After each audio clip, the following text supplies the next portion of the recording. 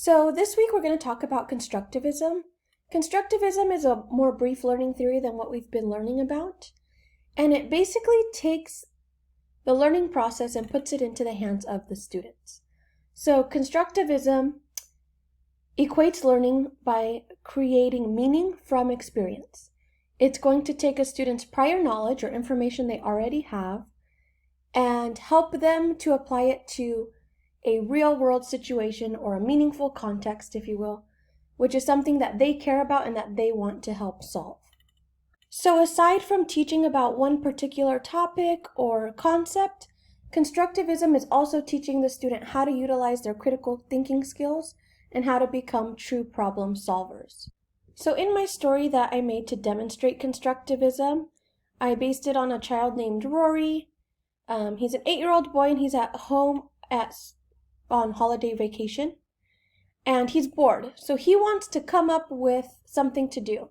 He's going to use his prior knowledge or something he's already learned to help him decide what to do. And he knows that during the holidays, it's really fun to have a good meal together. So he calls, which is using his communication and his collaboration.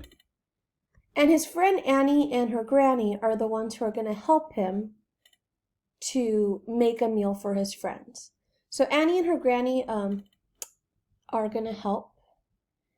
And Annie comes over, she walks through the snow, and she wants to help him in a hands-on way, so she's not going to do this over the phone. And it's a meaningful context to her also, because she too wants to make something yummy for her loved ones. So they decide they're going to make a stew since it's Christmas time. Annie needs her grandmother's help to help her get the ingredients, and that's her collaboration and her communication.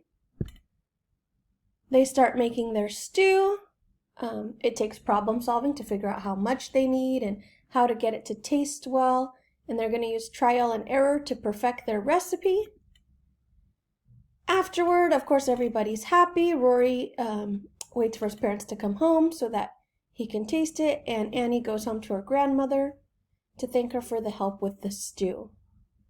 At the end of the day, both children go to bed happy, they're proud of their accomplishments, and they cannot wait to see what they're gonna do tomorrow. So in my story, I tried to use the absence of instruction. Nobody was giving them step-by-steps of how to make it or what to do. Because in a constructivist classroom, the students are in charge of their own choices.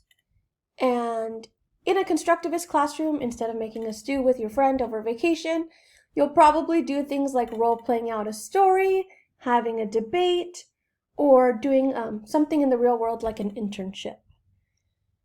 So that is our constructivist learning theory for this week. Thank you for watching.